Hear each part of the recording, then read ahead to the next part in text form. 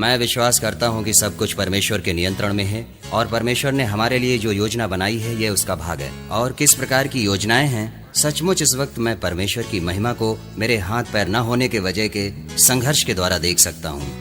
वो पवित्र शास्त्र की उत्तम गवाही है देने के लिए। हाँ, हमारे फल द्वारा जिस तरह से हम जीते हैं सारा संसार देखता है।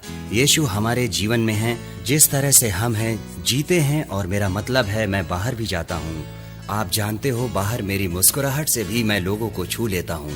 हाँ, तब सोचो कि ये जानना जरूरी है कि हम खुले मन से परमेश्वर को अपना उपयोग करने दें और उसकी योजना जो हमारे जीवन के लिए है। मेरी ये चाह है कि मैं बिना सहारे और सामान्य जिंदगी और पूरी जिंदगी जीऊं। यही मेरा सपना है। मैं वाकई सारी समस्याओं को बाहर रखकर जीना चाहता हूँ और भरपूरता से मैं ये करने जा रहा हूँ। हाँ, ये मेरा मुख्य उद्देश्य है। इसलिए मेरा मतलब है मैं नई चुनौती से प्यार करता हूँ। हाँ, आप जानते हैं, मेरा मतलब है ये भी एक चुनौती थी कि मैं अपना काम करूं। जैसे कि अब मैं अपने दांतों को खुद साफ करता हूं और ऐसे बहुत से काम, तो मुझे बड़ा आनंद आता है इन सब बातों में। और कभी कभी मैं नाराज हो जाता हूं। हाँ, पर जब हम गिर जाते हैं परमेश्वर आता है और हमें फिर से उठाने के लिए सामर्थ्य देता है। इस सुबह आप लोगों के साथ होना एक सौभाग्य है। आज सुबह हम आनंद मनाएंगे और मैं विश्वास करता हूँ कि आज परमेश्वर तुम्हारे दिल को भी छू लेगा। मेरा जन्म बिना हाथ पैर के हुआ और मेरे माता पिता सारी उम्र समर्पित मसीही थे। और फिर मैं आया, ये जैसे कि उनके विश्वास की परीक्षा थी। देखो, जब तक मेरा जन्म नहीं हुआ था तब तक मेरे पिता को यह मालूम नहीं था कि मैं बिना हाथ पैर के जन्म लूंगा। और ये अजीब था क्योंकि इसका कोई वैज्ञानिक कारण नहीं था कि ये क्यों हुआ। पर सबसे बड़ा प्रश्न ये है कि यदि प्रभु मेरे माता पिता से प्यार करते तो उनके साथ इतना बुरा क्यों होने दिया? क्यों? और आप जानते हैं, याकूब 1:2 कहता है कि मेरे भाइयों, जब तुम नाना प्रकार की परीक्षाओं में पड़ो तो इसको पूरे आनंद की बात समझो। ठीक है, जब मैं पैदा हुआ मेरे माता पिता के आखिरी 2 शब्द थे, प्रभु की स्तुति हो। आपको पता है कि माँ अपने पहले बच्चे को व्याकुल होकर कैसे उठाती है? ठीक है, जब मुझे मेरी माँ के पास रखा गया तब सोचो उसने क्या कहा, इसे दूर ले जाओ। ये बहुत ही दुखद घटना थी। क्या पूरा आनंद? आज मैं आपसे बांटना चाहूंगा परमेश्वर के सारे वादे और वे कारण जो मैं यहां आपके सामने खड़ा हूं। और परमेश्वर का आनंद मुझ में है। अगर आपके पास बाइबल है तो यिर्मयाह का 29वां अध्याय खोलें। इसके पहले कि हम वचन में जाएं, जैसे मैं बड़ा हो रहा था, मैं चाहता हूं कि आप समझें मैं कैसी जिंदगी जी रहा था। और यह सिर्फ मेरे माता पिता के लिए ही कठिन नहीं, बल्कि मेरे लिए भी कठिन था। मुझे 24 घंटे देखभाल की जरूरत थी। आपको कितनी बार अपने हाथ पैर की जरूरत होती है? लगभग हमेशा। उसी तरह मुझे भी किसी की जरूरत थी। और मैं खुद एक गिलास पानी भी नहीं पी सकता था। मैं अपने आप खाना भी नहीं खा सकता था। मेरा मुंह आप जानते हैं, उस आइसक्रीम के अंदर आप जानते हैं मैं पूरा गंदा हो जाता था। इसी वजह से मुझे हमेशा किसी की जरूरत रहती थी। इससे मुझे बहुत बुरा लगता है।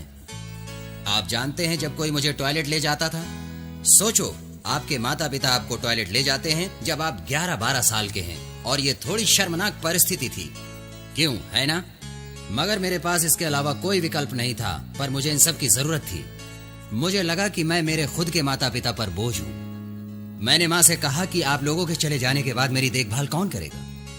देखो, मुझे कोई भविष्य या आशा नहीं दिखाई देती। मुझ में ऐसा विश्वास नहीं था कि कोई भी लड़की मुझे पसंद करके मुझसे शादी करेगी। हरगिज नहीं। मैं आपको बता दूं, मैं अभी भी कुंवारा हूं। मगर वाकई हम पढ़ते हैं यिर्मयाह 29:11 कहता है, क्योंकि यहोवा की ये वाणी है कि जो कल्पनाएं मैं तुम्हारे विषय में करता हूँ उन्हें मैं जानता हूँ, वे हानि की नहीं वरन कुशल की हैं, और अंत में तुम्हारी आशा पूरी करूंगा। अब ये अच्छी वाचा है, पर हम ऐसे क्यों नहीं हैं हमेशा? क्योंकि हमारी आशा और भविष्य जो अब हो रहा है उस पर निर्भर है। मैं जानता हूं कि आपके इत्र की बोतल खत्म हो जाती है, नाखून टूट जाते हैं, आप जानते हैं छोटी छोटी बातें, आप निराश हो जाते हैं। मगर बड़ी बातों में भी क्या हंसने वाली बात नहीं है? जैसे कि आप मदद मांग रहे हो और वो तुम्हें उत्तर नहीं देता। ठीक है, मैं आपसे ये वचन कुछ क्षणों में बांटना चाहूंगा, पर क्योंकि मैं वाकई ध्यान चाहता हूँ, मैं कुछ और दिखावा करना चाहता हूँ। ठीक है, स्कूल में मैंने अपने पैर से लिखना सीखा। ये एक सामान्य पेन है जो प्लास्टिक होल्डर में मेरे पैर में है। लिखना अच्छा लगता है, चित्र बनाना अच्छा लगता है। मैंने कंप्यूटर में टाइप करना भी सीखा, एड़ी अंगूठे से करीब 43 शब्द 1 मिनट में। अच्छा है ये एक पेचीदा बात है, ठीक है। मैं सोचता था कि मैं ही क्यों। जैसे कि मैं बाहर जाता था और लोगों की ओर देखकर परमेश्वर से कहता था, हे परमेश्वर, आपने इन्हें क्यों नहीं चुना? देखो, वो ऐसे लग रहे हैं कि वो इसे झेल सकते हैं, मैं नहीं झेल सकता। मैं कभी कभी कठोर हो जाता था। मैं अपना जीवन समाप्त करना चाहता था 10 साल की उम्र में ही। मैं कुछ नहीं देख पाया, लेकिन वो सब बातों में से जो मैं नहीं कर सकता था, आप जानते हो सबसे दुखद ख्याल क्या था? जब मैं समंदर के किनारे जोड़ों के हाथों में हाथ डाले देखता था। जानते हो मैं क्या सोचता था? मैं ये सोचता था कि मैं अपनी पत्नी का हाथ कभी नहीं पकड़ पाऊंगा। मैं कभी भी अपने बच्चों को अपनी बाहों में नहीं ले सकूंगा। आप जानते हैं, मैं उन्हें रोने पर चुप भी नहीं करा सकूंगा। मैं ये नहीं कर सकता, वो नहीं कर सकता। मसीही परिवार में बड़ा होना, संडे स्कूल में सीखना कि यीशु तुमसे प्रेम करता है, पर मैं एक वचन पर थम गया जो कहता है कि परमेश्वर ने तुम्हें उसके स्वरूप में बनाया है। सही है, हाँ, मगर मैं उलझन में था क्योंकि परमेश्वर ने उसके स्वरूप में मुझे बनाया था और वो मुझसे प्यार करता है। अगर मेरे जन्म पर उसका पूरा नियंत्रण है, मुझे पता चला क्यों उसने मुझे ऐसा बनाया और मैं गुस्सा हो गया। मैंने कहा, परमेश्वर, साबित करके तू सच्चा है और तूने मुझे बनाया और तू मुझसे प्रेम करता है। क्यों? मैं ही क्यों? परमेश्वर ने मुझे उत्तर नहीं दिया। सालों साल आप ऊबते नहीं जब ईश्वर तुम्हें जवाब नहीं देता। आइए हम उस वचन को फिर देखें। क्या होता है जब आप कुछ मांगते हो और नहीं पाते, और आप कुछ खोजते हो और नहीं मिलता? यिर्मयाह 29 अध्याय 12 वचन कि तब उस समय तुम मुझको पुकारोगे और आकर मुझसे प्रार्थना करोगे अपने पूरे हृदय से। जब तुम मुझे पुकारोगे और ढूंढोगे, जब तुम पुकारोगे और ढूंढोगे, तब मैं तुम्हारी सुनूंगा। यही प्रभु की वाणी है। अब वो मुझे सुनना क्यों नहीं चाह रहा था? ऐसा है, जिंदगी के उतार चढ़ाव, और उस उतार के समय में आप सच में जानते हैं कि तुम्हें परमेश्वर की जरूरत है। और एक कारण है कि उसने आपको अब तक जवाब क्यों नहीं दिया। आज सुबह आपको मैं बता दूं कि किस्मत, मौका या संयोग ऐसा कुछ नहीं होता कि आज इस सुबह आप यहां हो, और आपके संघर्ष, परेशानी और चिंताएं जो आज हैं, ये परमेश्वर से हैं, मानो या ना मानो। क्यों वो हमें संघर्ष में ले जाता है और हमें परेशानियों में डालता है ताकि हम मजबूत हो सकें और हम उसके करीब आएं और उसमें बढ़ें। सभी बातों में उसका मकसद है। रोमियो 8:28 कहता है कि हम जानते हैं कि जो लोग परमेश्वर में प्रेम रखते हैं उनके लिए सब बातें मिलकर भलाई ही उत्पन्न करती हैं। क्या आप इसका अर्थ जानते हैं कि परमेश्वर आपसे ऐसा कुछ भी नहीं होने देगा सिवाय कि उसका भला मकसद हो? मैं आपसे कहना चाहता हूं कि क्यों परमेश्वर ने आपकी प्रार्थनाओं का अब तक उत्तर नहीं दिया। उसने अब तक आपको इन सारी परेशानियों से नहीं छुड़ाया, क्योंकि वो हमारे हृदय को मजबूत कर रहा है और उसे तैयार कर रहा है और उसे सिखा रहा है। उस पर भरोसा करो। नीति वचन 3:5 कहता है कि तू अपनी समझ का सहारा न लेना, पूरे मन से यहोवा पर भरोसा रखना, उसको याद करके सब काम करना, तब वो तेरे लिए सीधा मार्ग निकालेगा। पर मैं अब भी उलझन में था, क्योंकि यदि परमेश्वर इतना अच्छा है और सिद्ध है, मेरे लिए योजना है, तब उन्होंने मुझे ऐसा क्यों बनाया? वो मेरे साथ क्या कर सकता है? आप भी शायद ऐसा सोचते होंगे। मैं वो सब भी बताऊंगा। मगर जब मैं 15 साल का हुआ, मेरे साथ ऐसा ही हुआ। हम यूहन्ना की किताब 9वां अध्याय बाइबल क्लास में देख रहे थे, और वहां पर यीशु चेलों के साथ एक जन्म से अंधे व्यक्ति के पास जाते हैं। चेलों ने यीशु से पूछा कि ये आदमी जन्म से अंधा क्यों है? आप जानते हैं यीशु ने क्या कहा?